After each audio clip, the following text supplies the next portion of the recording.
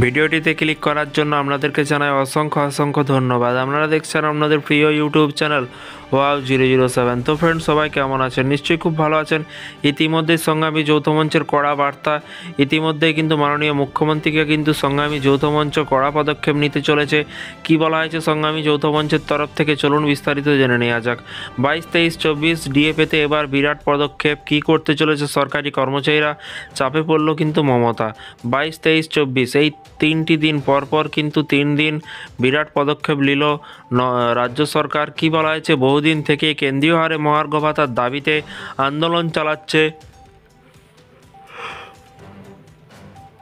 রাজ্য সরকারি কর্মচারীদের একাংশ। বহু কাঠখড় পুড়িয়ে কিন্তু এখনও হয়নি সুরাহা। বছরের শেষে এবার আরও জোরদার প্রতিবাদ এবং সর্বভারতীয় মূল্যসূচক অনুযায়ী মহার্ঘ ভাতা দাবিতে কিন্তু আরও এক ধাপ এগিয়ে জোরালো আন্দোলনে নামতে চলেছে পশ্চিমবঙ্গের রাজ্য সরকারি কর্মচারীরা। এরই পাশাপাশি বলা হয়েছে, এই বিষয়ে কিন্তু রবিবার সংগ্রামী যৌথ মঞ্চের আহ্বায়ক ভাস্কর ঘোষ জানিয়েছে, সর্বভারতীয় মূল্যসূচক অনুযায়ী মহার্ঘ ভাতা প্রদান সহ একগুচ্ছ দাবিতে আগামী 22শে ডিসেম্বর, 23শে ডিসেম্বর, 24শে ডিসেম্বর হবে কর্মসূচি। এই 3 দিনে নবান্নের সামনে অবস্থান বিক্ষোভ করা হবে। তিনি আরও জানিয়েছেন, যতদিন না দাবি পূরণ হচ্ছে প্রতি বছর 3 দিন সেই কর্মসূচি চলবে।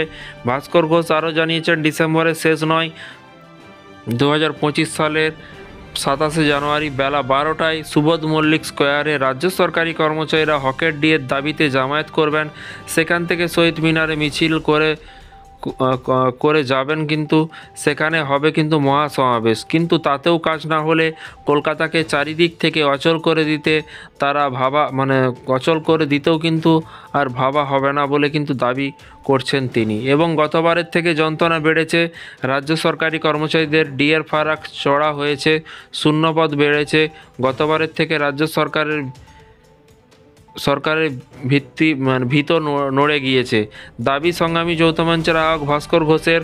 প্রসঙ্গত, আপাতত ষষ্ঠ বেতন কমিশনের আওতায় 14% হারে মহার্ঘ ভাতা পাচ্ছেন এই রাজ্যের সরকারি কর্মচারীরা। আগে 6% করে কিন্তু ডিএ পাচ্ছিলেন সরকারি কর্মচারীরা।